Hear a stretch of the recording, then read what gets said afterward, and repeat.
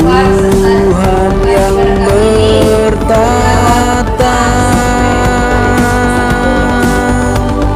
terkenal di dunia. Allah yang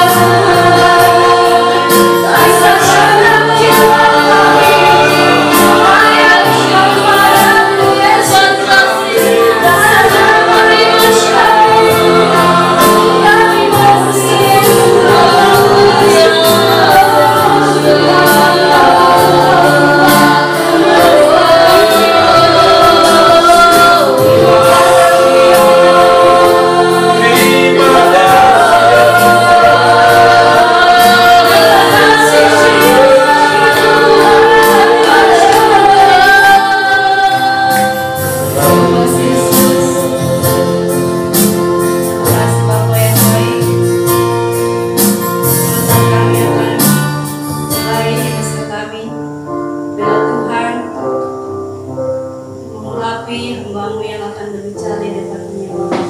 Agar Tuhan memakai hamba-Mu ya Bapa, agar kami dapat mengerti akan kebenaran firman-Mu. Terima kasih Yesus, haleluya, amin.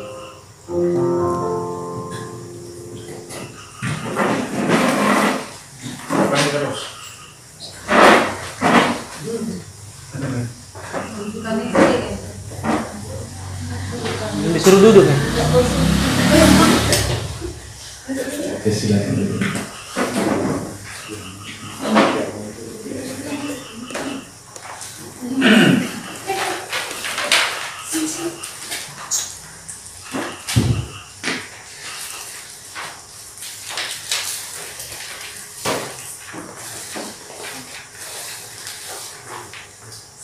Saya pasti juga. Oke, saya mau bagi kita semuanya. Masih tetap semangat. Amin. Amin.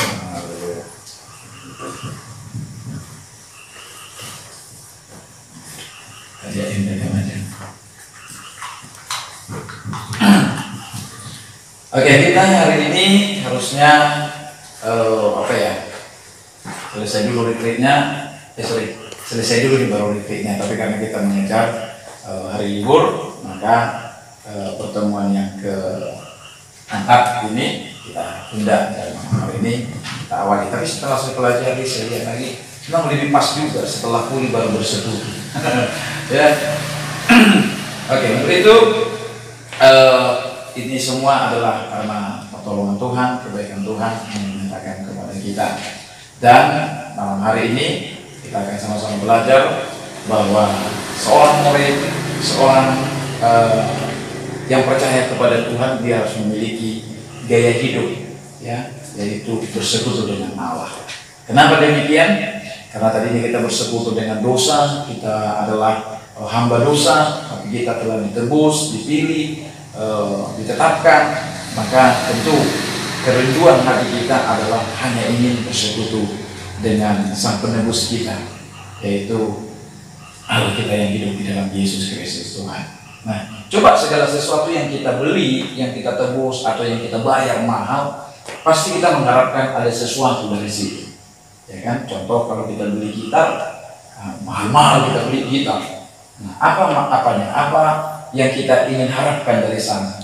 Tentu suara gitarnya yang mantap, ya, yang merdu. Nah, kita beli keyboard mahal, puluhan juta atau belasan juta. Nah, apa maksudnya, tujuannya supaya dia bisa mengeluarkan suara yang bagus, kan gitu, sehingga kita puas, wah, gitu. Jadi Tuhan juga menebus kita dengan harga yang cukup mahal, bukan dengan emas dan perak, tapi dia mengorbankan, yaitu nyawanya lewat darahnya yang tercurah di atas kayu salib. Apa maksudnya? Apa tujuannya kita ditebus? Nah, tentu supaya kita mempermuliakan daripada Tuhan.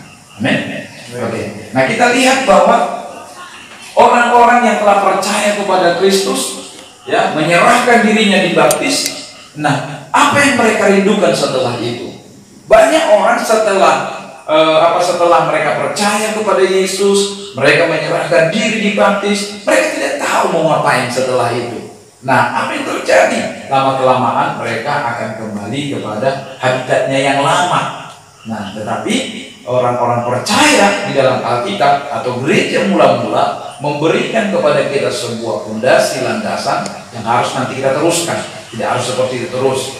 Makanya minggu yang lalu saya katakan kita tidak boleh selalu berkata harus seperti gereja mula-mula. Gereja mula-mula itu maksudnya adalah gereja yang mengawali daripada pekerjaan Tuhan, Roh Tuhan, Roh Kudus berkarya. Nah, kita harus melanjutkan. Tidak boleh tinggal di dalam keberadaan yang begitu saja, karena kita harus mengalami dinamika daripada pekerjaan Roh Kudus seperti itu. Nah, kita lihat bagaimana gaya hidup mereka. Orang-orang yang telah menyerahkan diri untuk dibaptis. Oke, sama-sama kita baca Kisah Para Rasul 2 ayat 42 ditambah 46 sampai 42, 3 ayat. Mereka bertekun dalam pengajaran rasul-rasul dan dalam persekutuan, dan mereka selalu berkumpul untuk memecahkan roti dan berdoa dengan bertekun dan dengan sehati Mereka berkumpul tiap hari dalam bait Allah. Mereka memecahkan roti di rumah masing-masing secara bergilir dan makan bersama-sama dengan gembira dan dengan tulus hati sambil memuji Allah. Dan mereka disukai semua orang, dan tiap-tiap hari Tuhan menambah jumlah mereka dengan orang yang diselamatkan. Nah, coba kita studi kasus dulu dari ayat ini. Kira-kira kalau kita lakukan ini seperti ini hari ini, bisa tidak kita kerjakan? Atau relevan tidak? Tentu tidak, ya kan? Nah, coba lihat bagaimana gereja mula-mula itu. Sama-sama kita baca 2-3 ya. Dan mereka selalu berkumpul, memecahkan roti dan berdoa dengan bertekun dengan senang hati. Mereka berkumpul tiap hari dalam bait Allah. Tiap hari. Nah, kita sekali seminggu. Gimana kalau kita buat 4 kali seminggu berteman MS kan? Itu saudara bilang, gimana? Nah, gereja mula-mula itu tiap hari pada waktu itu. Nah, sekarang kita sesuaikan dengan konteks kita pada masa yang sekarang. Bisa pahami sampai sejauh itu? Nah, kita tidak di situ. Nah, tapi kita lihat mereka yang, siapa yang disebut dengan mereka ini? Mereka yang telah dibaptis. Ada jumlahnya 3.000 orang sekaligus pada waktu itu. Pada waktu rasul-rasul itu berkhotbah, Petrus yang memimpin, lalu mereka semua ada sekitar 3.000 orang dibaptis mereka. Setelah mereka dibaptis, bagaimana hidup mereka selanjutnya? Yaitu mereka bertekun dalam pengajaran rasul-rasul dan juga di dalam persekutuan. Apa yang mereka lakukan? Yang mereka lakukan memecahkan roti, ada perjamuan kasih, mereka berdoa, terus mereka juga ini ya, setelah habis mereka berdoa, memuji, memuliakan Tuhan, dan juga hidup di dalam pengajaran, artinya pendalaman daripada firman Allah sehingga mereka makin memahami Allah. Nah, harusnya itu menjadi gaya hidup kita. Pertama, setelah kita telah dibaptis, setelah kita percaya kepada Yesus, kita lanjutkan dengan gaya hidup yang baru, yaitu kita orang yang menjadi suka berdoa. Katakan amin. Nah, ini masih ada kursi yang apa? Oh, memang di situ si apa ya? Si Owen di situ. Di sini. Ini kelompok 3 ini. Oh iya. Nah, jadi oke, kita teruskan. Nah, suka berdoa, memuji memuliakan Allah. Lalu yang berikutnya juga di dalam apa? Suka di dalam bertekun, bersekutu dengan Allah lewat firman-Nya. Oke, dengan cepat saja. Nah, kok 2 kali? Nah, gaya hidup bersekutu dengan Allah akan membuat kita memiliki hubungan yang intim dengan Allah, sehingga kita bertumbuh secara rohani dan mengerti kehendak Allah atas hidup kita. Gaya hidup apa saja yang harus dihidupi oleh orang percaya? Yang pertama, berdoa. Sama-sama katakan berdoa. Nah, kita kiri kanan, gaya hidup orang percaya yang pertama berdoa. Gaya hidup orang percaya adalah berdoa. Oke, siapa yang berdoa hari ini? Enggak. Oke. Siapa yang berdoa hari ini 3 kali? Angkat tangan. Wah, kalau tidak berdoa dia dalam 3 kali, saya curiga dia makan berdoa. Karena minimal 3 kali kita berdoa. Makan pagi, makan siang, makan malam. Berarti kalau belum berdoa sampai 3 kali, berarti masih ada yang belum makan malam. Ya. Nah, oke. Nah, yang pertama itu adalah berdoa. Nah, apa yang dimaksud dengan doa? Banyak orang membuat doa itu dulu ngomong dengan Allah, ya.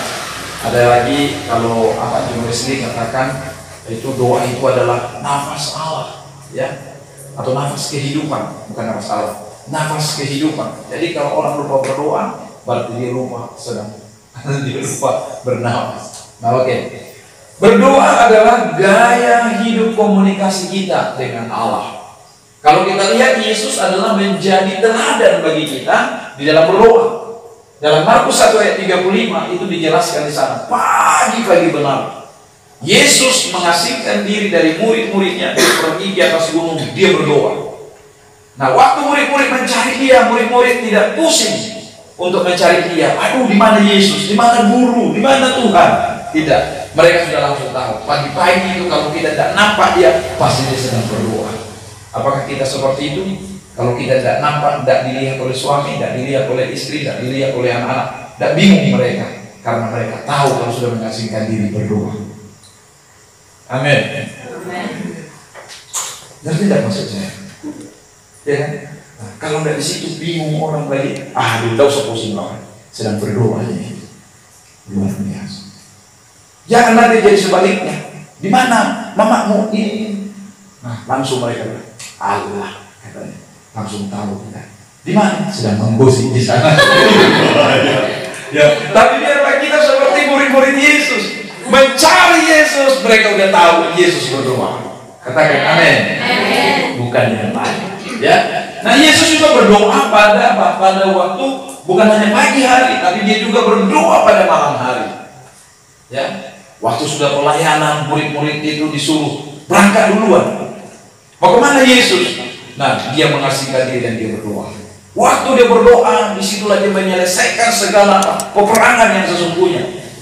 Yesus berdoa, murid-murid pergi di danau itu, mereka diamuk oleh angin sakal, tidak bisa maju-maju. Yesus langsung turun, berjalan di atas air. Yesus naik ke atas perahu air sampai ini. Jadi kalau kehidupan kita mau mengalami kemenangan, hidup kita mau mengalami kuasa, mau tidak mau kita harus suka berdoa. Katakan amin. Para pemberita-pemberita firman tahu itu. Kalau dia tidak suka berdoa atau jarang dia berdoa, pasti dia akan tahu itu dan dia alami sendiri bahwa gersang apa yang disampaikan dan juga rohaninya gersang. Gitu. Bisa saja dia menyampaikan firman, tapi karena dia membaca, dia mempelajari, akhirnya dia tahu pengetahuan, tapi tidak berdampak dan tidak berkuasa. Tapi seorang pemberita firman Tuhan harus dia juga banyak berdoa. Supaya apa? Supaya apa yang dipersiapkannya, apa yang dipelajarinya, jika Tuhan berkehendak untuk mengubahnya, satu kata pun bisa mengubahkan orang untuk berbalik kepada Tuhan. Oke. Daniel adalah seorang yang suka berdoa. Dalam Kisah Rasul pasal yang ke-16 juga kita lihat di sana bahwa murid-murid itu juga, jemaat itu juga adalah jemaat yang suka berdoa. Doa itu dinyatakan di dalam Alkitab dalam bentuk atau antara lain. Yang pertama, berseru kepada Tuhan. Sama-sama katakan, berseru kepada Tuhan. Orang yang berdoa itu berseru kepada Tuhan. Ya. Berteriaklah kepada Allah. Ya. Berseru kepada Tuhan. Tapi jangan mengganggu orang yang berdoa. Ya kan? Atau jangan juga buat alasan berdoa untuk menghindari sebuah tanggung jawab. Nah, di rumah ini kami agak sering hal-hal seperti itu. Nah, kita langsung kami dengan sepawel atau dengan siapa, kita harus mau kerja itu, baru diambil kita, mau berdoa dia. Kita bilang, doamu itu tidak dijawab Tuhan itu. Karena kenapa? Orang sudah kerja, sudah menyapu deh, baru di situ dia bangun, dia mainkan kita. Oke, ada anak remaja yang ada di sini. Jangan kau pakai alasan berdoa untuk kau menghindari apa? Menghindari tanggung jawab. Doa yang begitu tidak dijawab Tuhan. Halo? Mengerti maksudnya? Amin? Ya kan jangan itu. Sudah waktunya ini bangun, harus cuci piring, tapi alasan supaya kau menghindari itu, kau berdoa, haleluya, haleluya. Jangan, ya. Kalau di sini langsung disikat itu, tak betul itu kayak gitu. Oke. Nah, berseru kepada Tuhan. Ya, nanti bisa baca ini. Nah, terus mengangkat jiwa kepada Tuhan. Apa maksudnya mengangkat jiwa kepada Tuhan? Mungkin kita tidak berseru, tapi hati kita bawa kepada Tuhan. Ya, tidak tahu lagi kata-kata apa yang mau kita katakan kepada Tuhan, tapi kita rindu sekali mau jumpa dengan Tuhan. Atau begitu sesak sekali dalam hati kita. Kita hanya berdiam sendiri di kamar itu. Lalu kita mengangkat hati kita kepada Tuhan. Air mata kita berderaya. Kita mengalami lawatan Tuhan. Dan kita terus mengalami suatu hal yang luar biasa kepada Tuhan. Itu juga doa. Masa gitu Pak? Air matamu yang menetes itu, Tuhan tahu bahasanya. Amin. Iya kan ada bahasa tetesan air mata. Mungkin orang lain dia nggak ngerti itu, tapi Tuhan mengerti apa yang ada di dalam hati. Amin. Ya, kalau mereka nggak ngerti apa-apa, suami nggak mengerti apa-apa, tapi angkat jiwa kepada Tuhan. Tuhan mengerti isi hati. Nah, mencari Tuhan. Ya. Nah, ada kalanya kita sudah berseru, udah kita angkat hati kita, tapi rasanya apa ya? Rasanya tidak ketemu. Ya bagaimanalah seperti mengejar, mencari sesuatu. Upayakan pada waktu kita untuk berdoa itu. Gimana caranya? Banyak cara. Ya, kalau kau kosong, sudah kau berteriak-teriak, sudah kau angkat suara, tetap rasanya kosong, ganti kepada yang lain, naikkan pujian penyembahan. Itu pun tidak nyambung juga, baca firman. Pasti kalau 3 hal ini kita lakukan, salah satu pasti akan membuat kita nyambung. Jadi jangan pernah berhenti untuk berdoa. Tuhan pasti bisa ditemui. Nanti kita akan lihat kenapa bisa terjadi seperti itu. Nanti kita akan lihat jawabannya. Nah, menghampiri tahta kasih karunia dengan keberanian. Kenapa orang tidak mau berdoa? Karena dia tidak punya keberanian. Nah, ada banyak orang berdoa lah kau, aduh gimana lah aku mau berdoa ya. Aku ini orang berdosa, banyak kali dosa aku, sehingga aku tidak bisa ini. Apakah Tuhan jawab doa? Apakah Tuhan dengar doa kita? Tak punya keberanian. Tetapi pada waktu kita berdoa, lewat penebusan darah Yesus dalam diri kita menghampiri tahta kasih karunia Tuhan dengan keberanian. Amin. Dia apa kita sebut? Bapa. Bapa itu Bapa yang mendengar. Bapa itu adalah Bapa yang memenuhkan apa yang kita perlukan. Lalu kita mendekati Allah sama ya. Oke, yang kedua, bagaimana kita membangun sebuah komunikasi dengan Allah? Pertama tadi lewat doa. Yang kedua lewat apa? Merenungkan dan melakukan firman Allah. Siapa yang membaca firman Tuhan sepanjang hari ini? Ya, yang baca. Angkat tangan, jujur. Siapa yang di handphonenya tidak ada ayat Alkitab? Angkat tangan. Oh, berarti ada. Oh, belum punya HP? Belum. Ada. Oh, belum di-download. Yang kuat berapa banyak aplikasi sudah kau download? Belum ada. Oh, berarti HP-nya masih tunet. HP-nya Android atau gimana? Android. Oh. Tidak ada aplikasi yang lain yang apa yang kau tambahkan di sini? HP baru kalau gitu ya? WhatsApp saja. Oh, berarti HP baru masih ya. Oke. Nah, jadi download di situ aplikasi Alkitab. Nah, itu pun enak kan itu. Sekarang Alkitab kita, kalau dulu saya ingat itu ya, kita punya Alkitab, harus kuat menghafal. Kalau tidak kuat menghafal, bingung. Mau satu hari itu kita mencari ayat itu tidak ketemu.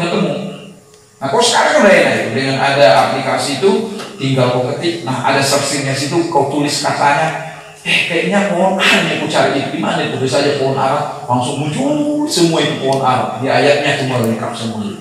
Jadi tidak perlu lagi konkordansi seperti di zaman kami dulu. Ya, nah, jadi udah enak sekali sekarang ini. Mau ingin tahu juga apa artinya pohon ara itu dalam arti rohani? Sudah juga ada aplikasinya, lengkap semuanya. Mau kita bedah lagi seperti apa cara bertumbuh pohon aren, kenapa sampai sejak terus bisa panjang, juga ada semuanya. Nah, jadi orang Kristen sekarang ini nggak ada lagi alasan tidak tahu Alkitab. Hanya mungkin malas untuk membuka, malas untuk belajar.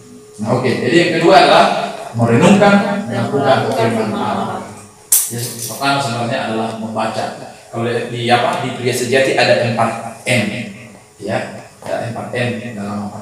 Kita minggu berikutnya coba ya, bertekun dalam firman. 2 minggu lagi. Nah, itu ada 4 M harus lakukan kalau di pria sejati. Tapi ini MSN. Oke, kita teruskan. Sama-sama kita baca 2, 3, ya. Firman Allah adalah segala tulisan yang diilhamkan oleh Allah dalam seluruh isi Alkitab, PL atau PD, yang harus direnungkan, dan dilakukan oleh setiap orang percaya sehingga mengalami pertumbuhan rohani dan menjadi kuat di dalam iman kepada Kristus. Katakan amin. Pengakuan iman GBI katakan, aku percaya Alkitab adalah firman Allah. Jadi karena Alkitab itu adalah firman Allah, segala sesuatu yang di dalamnya harus kita lakukan. Amin.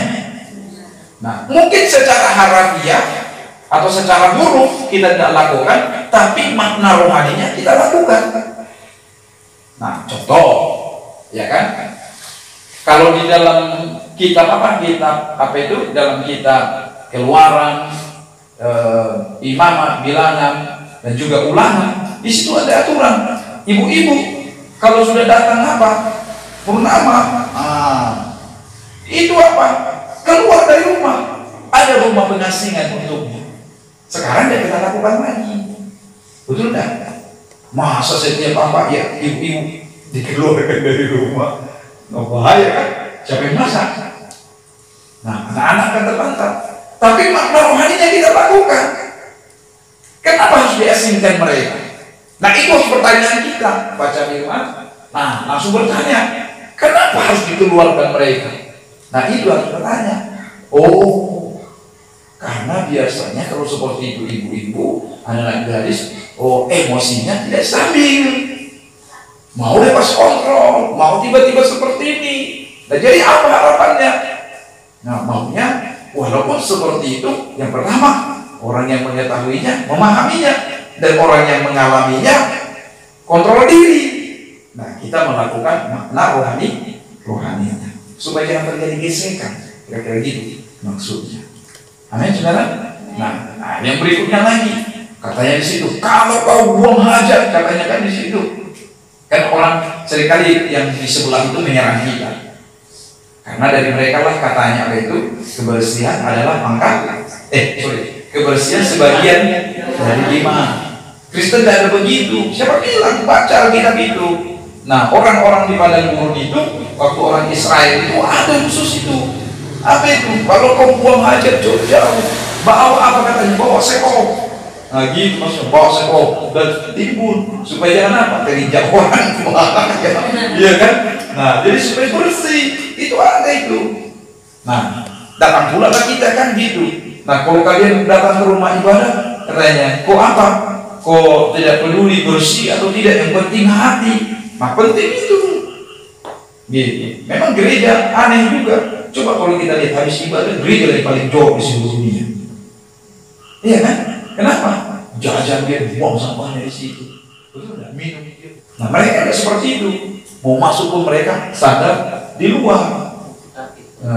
Cuci kaki mereka karena sebagian dari iman, katanya itu. Tapi apakah Kristen tidak mengajarkan?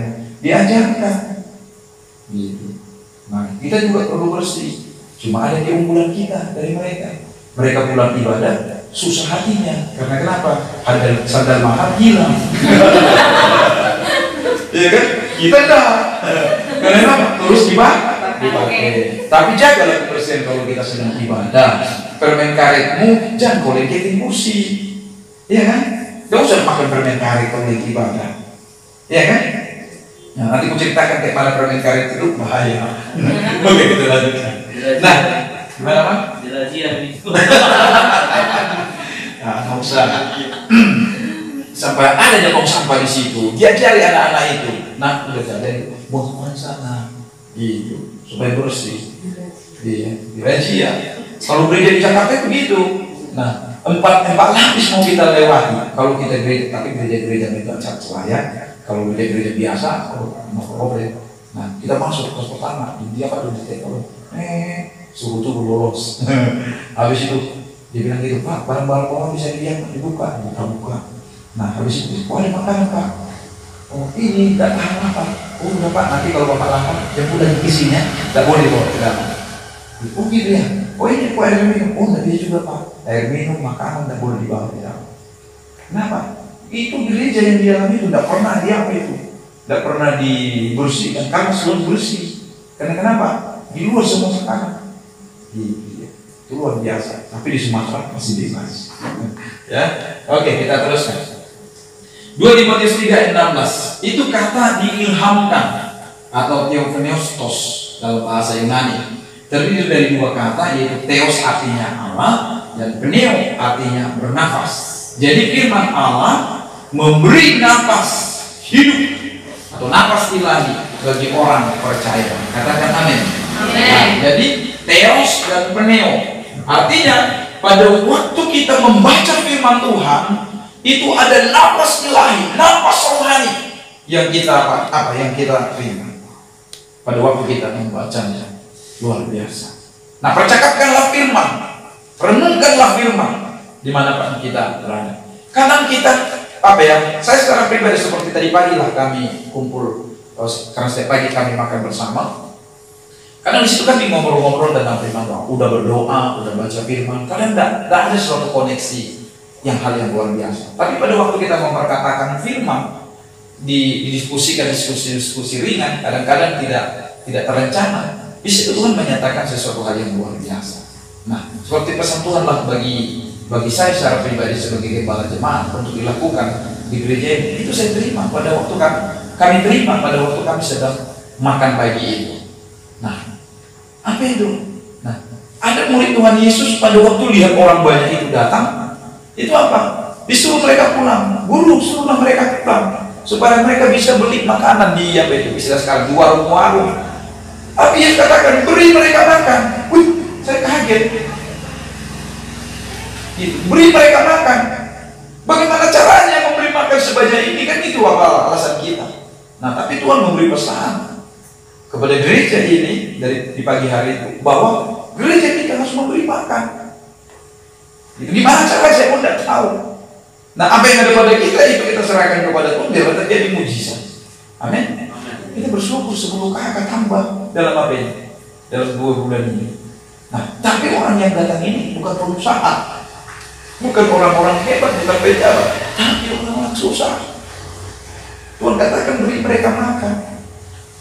Nah, kali-kali itu datang mereka dilaporkan sama pengerja. Aduh Pak, jemaah yang baru itu udah 3 hari mati listriknya. 3 hari tidak isi token mati. Nah, Tuhan pesan kepada kita hidup ke listriknya. Begitu. Dari mana? Ya apa yang kepada kita? Nah, itu kita terima. Kalau tidak ada pesan Tuhan begitu, thank dalam nama Yesus lah. Ya kan? Orang datang sih menyusahkan kita. Tidak gitu, tapi Tuhan kasih makan. Nah, itu yang menjadi. Nah, jadi itu menjadi apa? Napas ilahi, napas hidup, memberi kita semangat, memberi kita kekuatan. Kalau Tuhan yang menyuruh kita kerjakan, Tuhan berencana dengan ajaib luar biasa. Amin. Oke, kita terus. Nah, berkat-berkat kalau kita merenungkan firman Allah. Yang pertama, hidup berhasil dan beruntung. Katakan amin. Amin. Oke. Tidak rugi saudara, tapi hidup saudara berhasil dan juga beruntung. Yang kedua, berbahagia karena perbuatannya. Kenapa kita berbahagia? Kita tahu jalan kita lurus. Kita tahu jalan kita benar. Kita tahu apa yang kita lakukan sesuai dengan kehendak Tuhan. Maka kita mengalami kebahagiaan. Tidak ada sebuah keraguan-keraguan pada waktu kita melakukannya. Tapi karena kita tahu itu kehendak Tuhan, kita tahu itu adalah firman Allah, kita kerjakan dan kita lakukan, kebahagiaan terjadi dalam hidup kita. Nah, menjaga hidup sesuai dengan, berjalan sesuai dengan kebenaran. Ini kalau kita ada nyanyian-nyanyian, boleh juga kemudian mempersembahkan lagunya.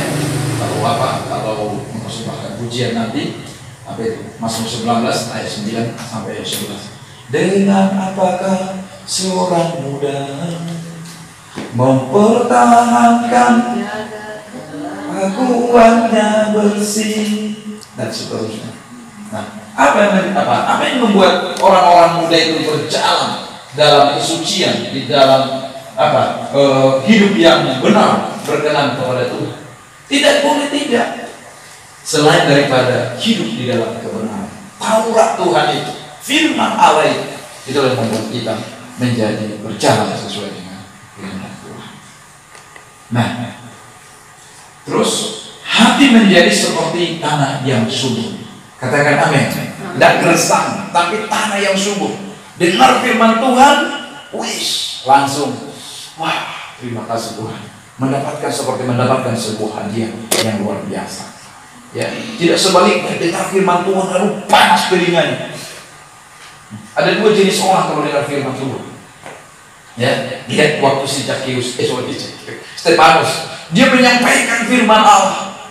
Orang percaya mendengarnya itu amin, terima kasih Tuhan, ternyata kau tuntun kami kepada keselamatan. Tapi orang-orang Farisi mendengarnya itu tertusuk hatinya dan juga telinganya seperti peka, mereka tutup telinganya. Diseret-seret Stefanus itu lalu dilempari. Nah seperti itu juga di gereja. Ya, seperti itu juga di gereja juga seperti itu. Kalau dia hatinya adalah tanah yang subur, maka dia akan menerima firman Tuhan itu seperti apa? Seperti seekor ikan mas yang lagi kekurangan air, seperti menggap-menggap. Wah, terus ditelan firman Tuhan itu. Amin, terima kasih Tuhan. Maka dia bersyukur berderai air matanya. Tapi orang yang keras hatinya, yang hatinya sudah seperti padang gurun, ya, atau seperti apa, yang tidak ada kehidupan di dalamnya, wah, setiap dengar firman Tuhan selalu salah, tidak pernah benar, selalu salah, selalu salah, selalu salah. Nah, apakah seperti itu hidup saudara? Lihat, kalau hidup saudara adalah tanah yang subur, saudara akan selalu merindukan firman Allah. Tak pilih-pilih, mau ini pengkhotbahnya, mau ini siapapun, tanpa tamu pun, siapapun. Oh, terima kasih. Nah, itu sikap kita yang luar biasa. Amin. Oke, sudah berhasil. Nah, yang ketiga yang terakhir, memuji dan menyembah. Ya, istilah kita apa? Praise and worship, ya. Nah, saya memang sudah pernah menyampaikan ini, ya. Tapi di sini agak ada sebuah perbedaan. Mari kita sama-sama baca perbedaan antara pujian dan penyembahan. Sama-sama kita baca 2-3 ya. Pujian adalah tindakan mengagungkan atau membesarkan dan memuliakan Tuhan atas apa yang telah, sedang dan akan diperbuatnya atas kita, yaitu penebusan dan pengorbanan, juga pertolongan, berkat, penyertaan. Nah, itu pujian. Oh, kita memuji Tuhan karena apa? Kita mengagungkan, membesarkan Tuhan atas apa yang telah, sedang dan akan dilakukannya. Apa itu? Bisa pertolongan, bisa berkat, bisa lihat setiap kali lihat salib, ada penebusan, ada pengorbanan daripada Kristus. Itu membuat kita memuji-muji daripada nama Tuhan. Nah, penyembahan itu tindakan yang mengagungkan juga. Tapi karena apa? Mari sama-sama kita baca 2-3 ya. Sedangkan penyembahan adalah tindakan untuk mengagungkan atau membesarkan dan memuliakan Tuhan karena pribadinya kudus, besar, agung, tinggi, mulia, raja, pencipta, dan seterusnya. Nah, yang sering kita lakukan yang mana? Pujian atau penyembahan? Ternyata yang sering kita lakukan adalah pujian. Nah, penyembahan itu adalah sebuah kesadaran kita akan keberadaan kepribadian Allah, bahwa Dia tinggi, besar, mulia, kudus, tidak tertandingi, maha dahsyat, wah, luar biasa. Makanya di dalam kita, dalam ibadah kita itu jangan hanya pujian, tapi juga harus ada penyembahan. Nah, naik pada penyembahan. Agung dan mulia Kau ya Tuhan. Aku sujud menyembah-Mu. Gitu sampai bergetar, gitu ya. Sampai kita mengalami apa? Getaran-getaran yang luar biasa. Tidak lagi kita akan begitu, Tuhan, Kau tolong aku Tuhan, Kau sertai aku. Nah, itu masih naikkan dari pujian kepada penyembahan. Amin. Ayo, amin. Ayo yang mulai belajar jadi WM apa. Nah, coba lihat tinggalan memilih lagu juga lihat memuji Tuhan, pujian atau penyembahan. Nah, tapi bagi saya saudaraku, tidak bisa permasalahkan antara pujian dan penyembahan. Karena kenapa? Karena kalau saya lihat apa yang dilakukan oleh Kristus, nah saya udah melihatnya, merenungkannya, mengalaminya, saya akan memuji dan juga akan menyembah. Apa yang dilakukan oleh Kristus? kepada kita. Ini langsung ini. Coba, oh ya, udah gitu.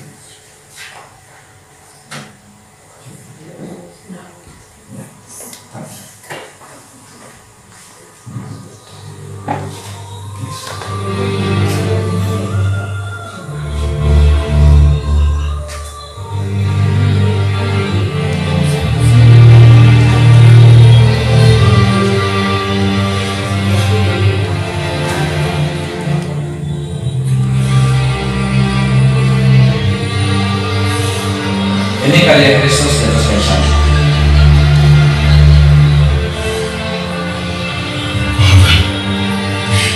Forgive them, for they know not what they do.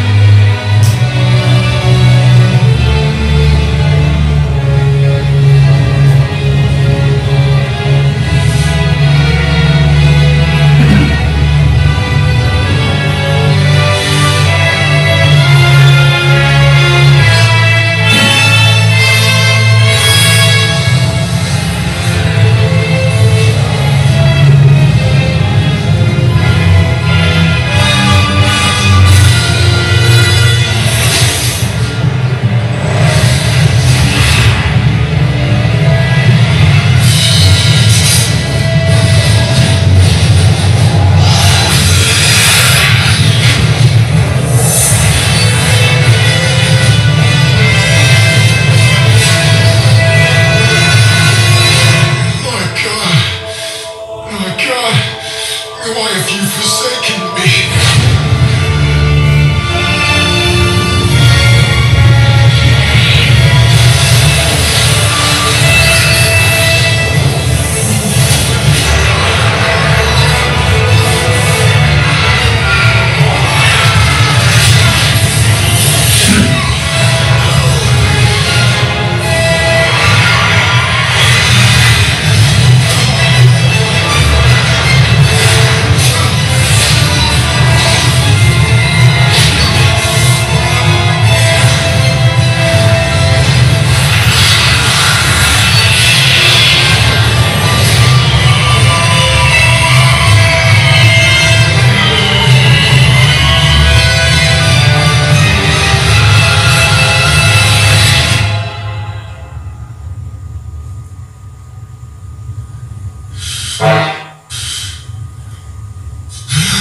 Finished!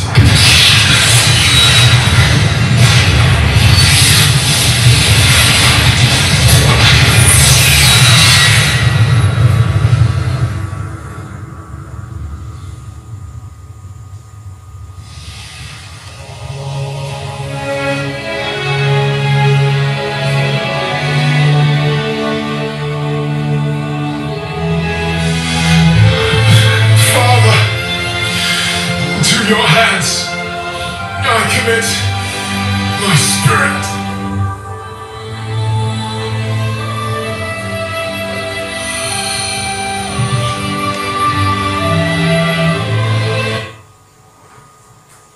Oke, itu saya. Alasan kenapa kita memuji, menyembah Tuhan.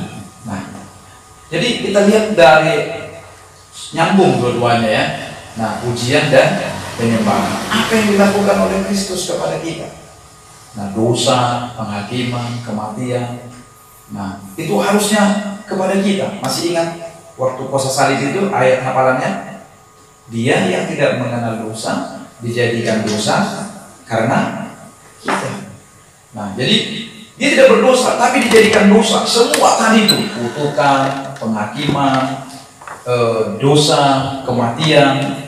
Nah, semua masuk ke dalam tubuh Kristus, ke dalam tubuhnya. Setelah itu apa yang terjadi?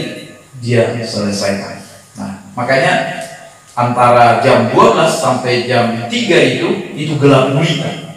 Nah, disitulah Kristus menyelesaikan semuanya. Nah, setelah itu, setelah diserahkan, setelah dikatakan sudah selesai, maka terang benderang dia menyerahkan nyawanya, langsung terang benderang kembali terjadi. Nah, ini alasan kita memuji, menyembah, memuliakan Tuhan. Kita tidak lagi berdosa, kita tidak lagi dihakimi, kita tidak lagi didakwa, tapi kita adalah orang-orang yang dibenarkan di dalam Kristus. Maka kita memuji, memuliakan daripada nama Tuhan. Katakan amin. Oke.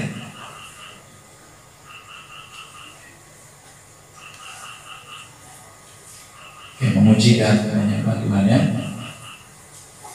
Oke, sekarang kita lihat dengan cepat saja. Nah, memuji dan menyembah Allah dapat dilakukan dengan berbagai cara. Yang pertama Pak, menyanyikan mazmur. Ya, menyanyikan mazmur itu adalah lagu-lagu baru yang belum yang belum ada penciptanya. Ngerti maksudnya itu kan? Nah, waktu kita lagi kita di kamar mandi atau kita lagi duduk, ada nyanyian-nyanyian baru. Nah, jangan saudara malu untuk nyanyikanlah nyanyian baru. Penciptanya kita tidak tahu siapa, tapi ditaruhkan Tuhan bagi kita, nyanyikan nyanyian-nyanyian baru bagi kita. Lalu yang berikutnya adalah kidung. Kidung ini adalah lagu-lagu yang sifatnya panjang dan juga berpasal-pasal atau berayat-ayat. Nah, itu seperti seperti kidung kidung jemaah dan sebagainya ya. Nah, yang sering kita lakukan adalah yang kita nyanyikan adalah lagu rohani, yaitu liriknya pendek, mudah dipahami dan diulang-ulang. Oke. Nah, gitu cara kita untuk menyembah, memuliakan Tuhan. Yang kedua, mengangkat tangan. Ya. Nah, jadi waktu kita memuji Tuhan, nah mari kita angkat tangan kita. Kalau kata pemimpin itu, mari kita angkat tangan. Karena itu ada ayatnya, itu perintah juga, perintah Tuhan juga.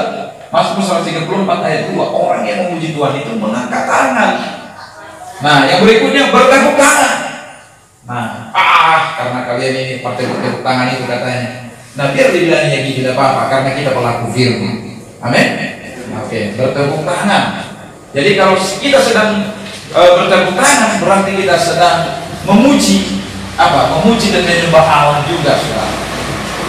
Jadi jangan malas-malas bertepuk tangan. Yang berikutnya, memainkan alat musik. Seperti si Paul tadi, memainkan alat musik, main gitar, main piano, main keyboard, trompet, dan lain sebagainya. Nah, apakah kita beli biola lagi? Nah, si Sarah bilang saya dari pagi, Pak, saya bisa main biola. Oh iya, udahlah kalau tak mau main biola, kita pinjamlah punya Opung Siska, aku bilang. Punya Pak Indra. Dia bilang, tidak bisa tuh Pak, suaranya kalau digesek, katanya gitu, tidak bagus itu, katanya. Nah, jadi luar biasa. Dan maka dari situlah pengembang pembicaraan kami. Dia bilang, jadi kau bisa bahasa Inggris? Bisa, katanya. Jadi bahasa Korea aja pun aku tahu, katanya. Wah, luar biasa juga dia. Padahal belum pernah ke Korea. Nah, jadi dari situlah banyak hal kita tahu. Dari awalnya tadi itu makan bersama itu. Jadi luar biasa. Ternyata si Sal udah tahu bahasa Korea. Ya, betul, aku bilang betul katanya. Nah, tapi kalau saya ngomong mungkin masih gagap-gagap. Tapi kalau mereka ngomong, saya udah ngerti apa yang dibilang. Nah, nanti kita tes. Ya, dia bahasa Inggris juga bisa. Selama ini saya tidak mau menerima tamu orang Inggris, bukan orang luar, karena saya tidak bisa ngomong bahasa Inggris. Nah, kalau di gereja Bapak bisa lah tulang, saya bilang, Pak Agus, aku bilang gitu. Dia pun heran, masa tulang penerjemah? Dia penerjemah itu, aku bilang.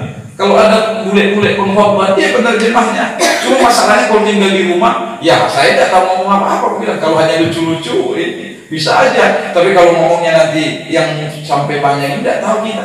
Ya udahlah, kalau kau tahu, nanti kita akan apa? Kita akan sambungkan, aku bilang. Kau kayaknya kalau di rumah, tapi kalau di gereja, tulang Agus yang apa? Tulang Owen yang apa? Menjadi penerjemahnya. Nah, jadi ada yang lain, banyak hal rupanya yang sudah mengalami perubahan. Nah, jadi itu hal yang terusnya dulu ya. Nah, memainkan alat musik. Kenapa ke situ? Karena biola tadi ya. Nah, oke. Jadi memainkan alat musik. Nah, anak-anak yang masih muda semua belajarlah alat musik. Itu modal yang luar biasa.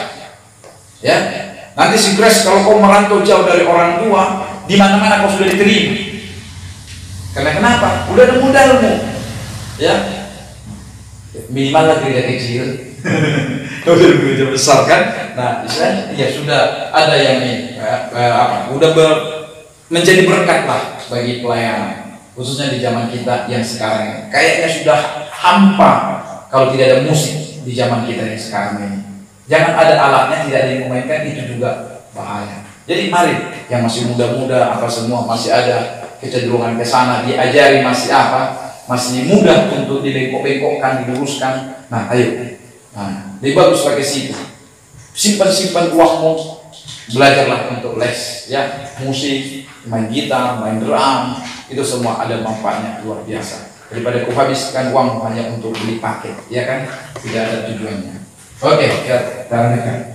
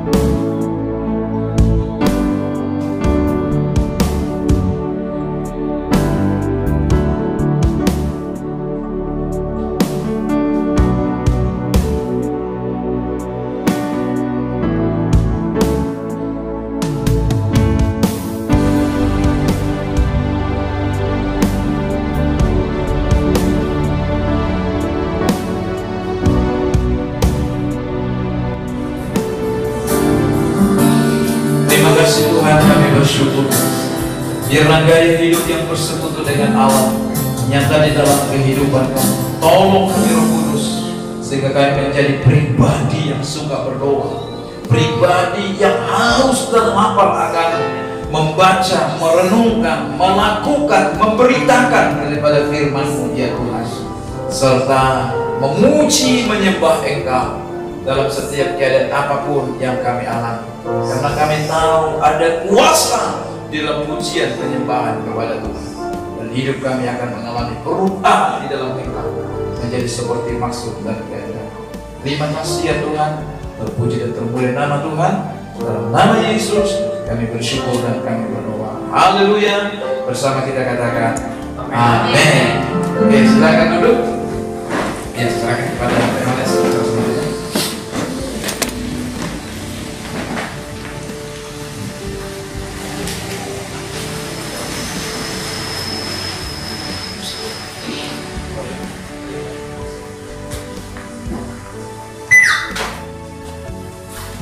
Kita diberkati, amin. Amin. kiranya bukan menjadi sekedar pengetahuan, tapi seperti materi kita ini menjadi gaya hidup kita dan bersekutu dengan Allah. Nah, kita akan masuk kepada diskusinya. Ada dua hal yang menjadi bahan diskusinya.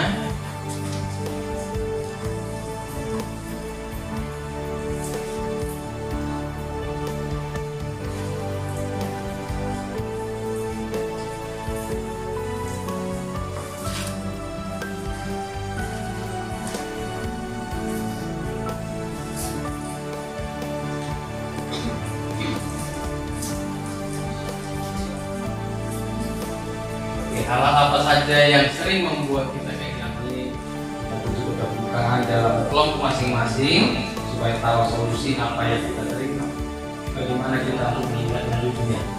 Yang berikutnya,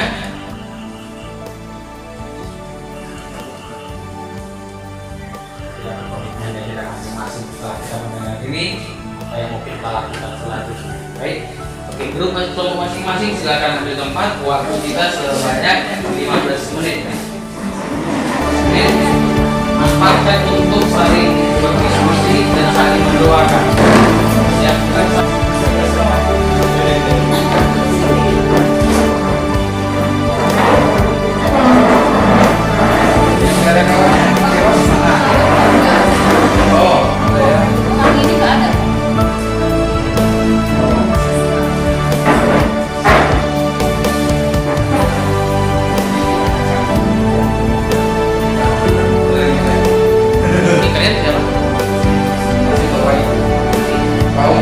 berangkat kalian sama komik kita bersama. Iya. Oke, silakan.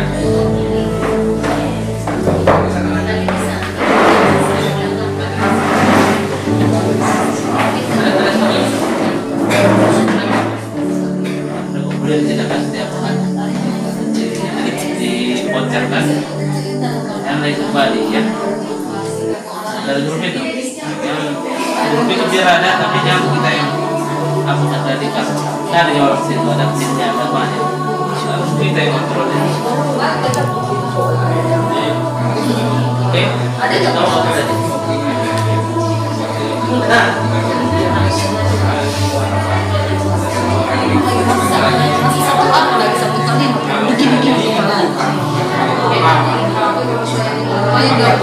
semua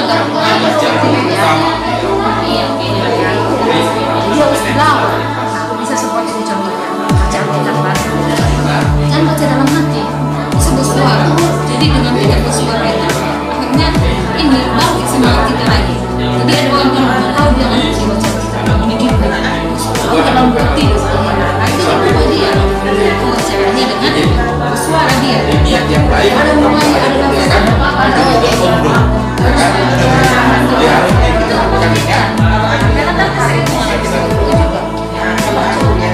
Bapak di surga, terima kasih diskusi kami hari ini. Kasih Tuhan dan juga anak-anak khususnya Siska untuk memprioritaskan Tuhan menjadi paling utama dalam hidup ini yang dekatnya. Siapa yang menjadikan Tuhan paling utama dalam hidupnya, Tuhan juga menjadikan Dia paling utama. Kami juga Tuhan mendekat milik saudara kami Carolina supaya dia kembali untuk mengutamakan Tuhan, memudah sungguh dan tidak terganggu mengerjakan pekerjaan-pekerjaan dan bersama dengan Tuhan segala sesuatu yang terjaga dalam Tuhan milik dengan Tuhan dan Tuhan nyatakan. Terima kasih. Dan juga kepada yang komitmen membangun hubungan yang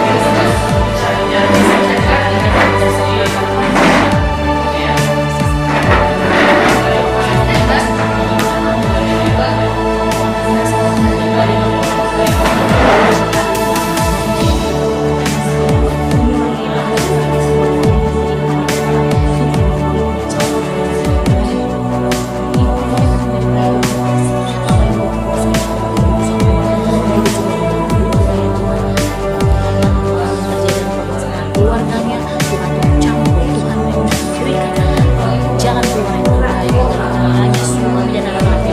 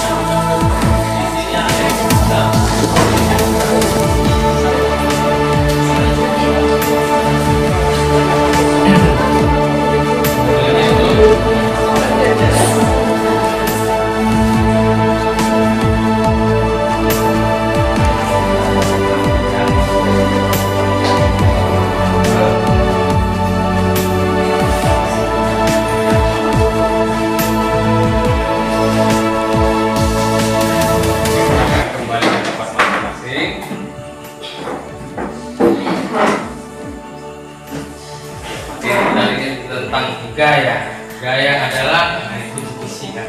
Tapi gaya kita dalam Kristen bukan masalah gaya pakaian, fisik, tapi gaya lifestyle, gaya hidup kita untuk berubah menjadi kita orang yang suka bersekutu dengan Allah. Tapi suka bersekutu dengan Allah, jangan mensalahartikan, lupa bekerja, lupa menyapu, lupa memasak dengan alasan memuji Tuhan. Ya. Saya pernah mendengar seorang yang rajin beribadah, rajin melayani Tuhan, penginjilan juga kunjungan ke rumah jemaat, mendoakan orang-orang, tetapi akhirnya dia dimutasi orang tuanya. Kenapa dimutasi orang tuanya?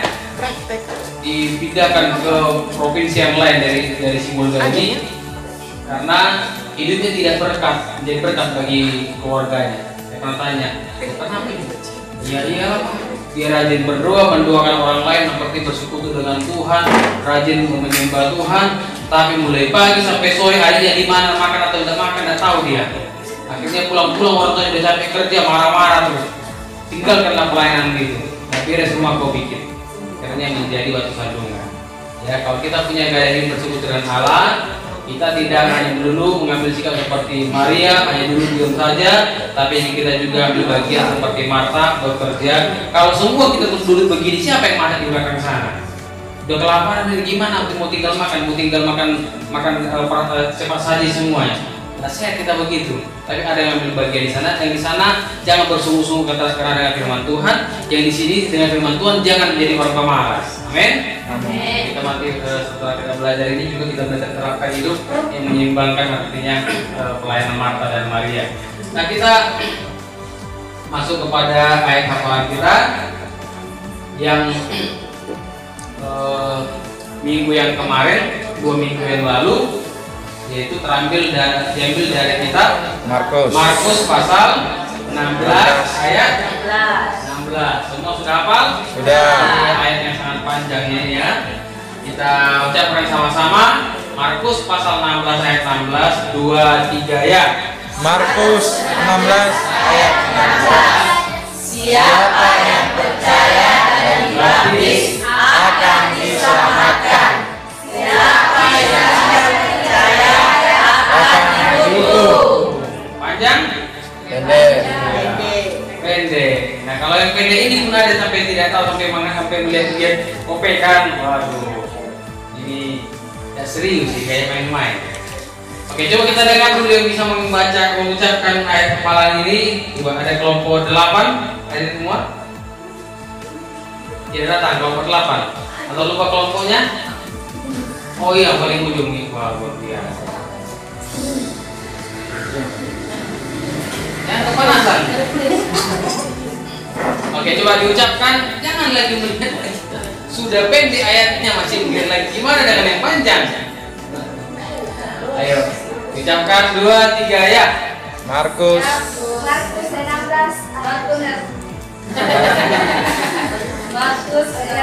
ayat 16. Siapa yang percaya dan dibaptis akan diselamatkan, tetapi siapa yang tidak percaya akan dihukum. Udah? Oke, sekali lagi. Semangat ya. 2, 3 ya. Markus. Markus 16 ayat 16. Siapa yang percaya dan dibaptis akan diselamatkan, tetapi siapa yang tidak percaya Oke, tangan mereka. Tidak dibaptis. Ternyata makin mengulang makin saya mengulang ya. Oke, ada kelompok 5? Ada kelompok 5? Oke, silakan pergiliran kelompok 5. Boleh nih, luar biasa berani-berani. Karena ayatnya singkat. Ayo, ucapkan 2, 3 ya. Markus 16 ayat 16. Siapa yang percaya dan dibaptis akan diselamatkan, tetapi siapa yang tidak percaya akan dihukum. Oke, mantap. Tepuk tangan. Yang kelompok 6? Oke, silakan kelompok 6. Ini kedua yang mandiri. Silakan. Markus 16 ayat 16. Siapa yang percaya dan dibaptis akan diselamatkan, tetapi siapa yang tidak percaya akan dihukum. Oke, puji Tuhan. Kelompok 4? Hadir. Oke. Gimana? Oke, silakan. Oke, silakan kelompok 4, 2, 3 ya. Markus 16 ayat 16. Siapa yang percaya dan dibaptis akan diselamatkan, tetapi siapa yang tidak percaya akan dihukum. Oke, silakan duduk. Terima kasih. Yang terakhir, kelompok 7. Oh. Oke, semakin kita kenal kelompok masing-masing. Silakan. Markus 16 ayat 16. Siapa yang percaya dan dibaptis akan diselamatkan, tetapi siapa yang tidak percaya akan dihukum. Oke, terima kasih. Silakan duduk. Ini membuktikan ternyata para peserta HWSK angkatan keempat makin pintar-pintar menghafal. Ya, ternyata karena ayatnya mudah.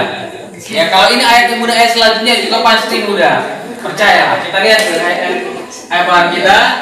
Kita ucapkan sama-sama. Mazmur 25 ayat 14. 2, 3 ya. Tuhan bergaul kami dengan orang yang takut akan Dia, dan perjanjiannya diberitahukannya kepada mereka. Sekali lagi, 2, 3 ya. Tuhan bergaul kami dengan orang yang takut akan Dia, dan perjanjiannya diberitahukannya kepada mereka. Oke, ditulis ayatnya. Kalau lupa ayatnya bisa dilihat Alkitabnya, dan nanti juga bisa dilihat disaksikan di videonya kita. Oke, ini materi kita untuk hari ini. Jangan lupa, ini bukan sekedar pengetahuan, tapi kita belajar, terapkan, dan hidupi. Untuk minggu depan kita masuk sesi yang selanjutnya tentang bersaksi. Ya, nanti juga persiapkan salah satu, nanti tidak usah ditunjuk sekarang orangnya, untuk mau bersaksi setelah dia ikut retreat pemulihan. Kira-kira apa yang mau dia saksikan pada waktu minggu depan? Oke, kita akan tunjuk nanti 2 orang, yaitu 1 orang laki-laki dan 1 orang perempuan. Siapa orangnya? Nanti saja. Untuk penyanyi karang-karang. Ya, karena karang itu bukan mengarang, tapi apa yang dialami. Nah, retreat pemulihan kita sudah selesai. Terima kasih ya bagi Bapak Ibu Saudara yang sudah meluangkan waktunya. Kita bersyukur di acara itu kita bukan sekedar jalan-jalan, tapi kita melihat Allah bekerja, Allah campur tangan, bukan hanya ekonomi atau dana yang kita butuhkan Allah cukupkan, tapi kebutuhan rohani kita juga Allah perbarui. Allah siapkan kita menjadi orang-orang yang terus dipulihkan oleh Tuhan, supaya nanti kita terus bisa difungsikan. Nah, kita sudah kemarin dipulihkan, kita masuk kepada tahap untuk berfungsi. Kalau sudah bagus, sudah dipulihkan, sudah dibengkel, sudah berfungsilah, jangan sembunyi terus di parkir. Lama-lama di parkir berdebu, jadi harus dibengkel lagi nanti nih. Ya, nah kita kalau sudah dipulihkan, ayo kita berdampak lah. Jangan langsung menggurui orang lain yang sudah tahu semua, enggak. Langsung berdampak. Kita cerita melalui kehidupan kita, bukan cerita langsung buku MSK ini, ayat ini loh, ini bukan begitu. Jangan bacakan kepada mereka isi apa pelajaran kita, tetapi tunjukkan melalui cara hidup kita, mereka melihat terbaca sendiri, ini rupanya materi mereka, yaitu hidupnya nampak berubah. Oke, nah persembahan kita sudah. Ada lagi masukan apa namanya pengumuman dari admin? Kita silakan ke Gembala. Oke, kemarin yang dibaptis tolong dibagikan formulirnya. Ayo, formulir supaya kita siapkan akte baptisannya. Silakan angkat tangan biar terbaik. Ayo. Ini kan.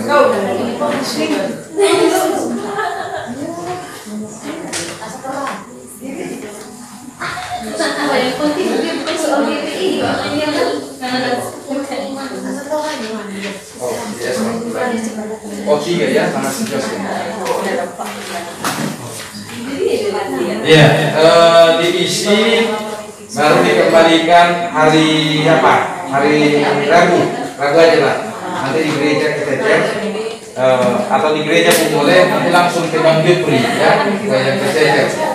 Nah, supaya lebih mantap, sertakanlah dengan pas foto ya 3x4 nanti sudah dilaminating itu. Langsung sudah kita siapkan dilaminating, kembalikan kepada Bapak Ibu Saudara saudari sekalian. Oke, ada lagi yang belum hadir ya? Baptis? Pak Roni. Oh iya. Kenapa tidak datang ke kantor ini? Hujan. Iya, dari tentang mereka yang bertetangga. Si Pipi. Iya. Oke, itu saja. Apa laporan keuangan kita? Terakhir ini. Oh iya, minggu depan. Semua siap bersaksi ya. Nanti tinggal Pak Yohanes tunjuk Cianu, jangan lagi gitu.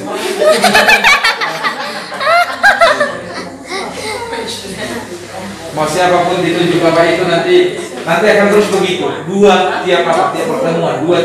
Ya.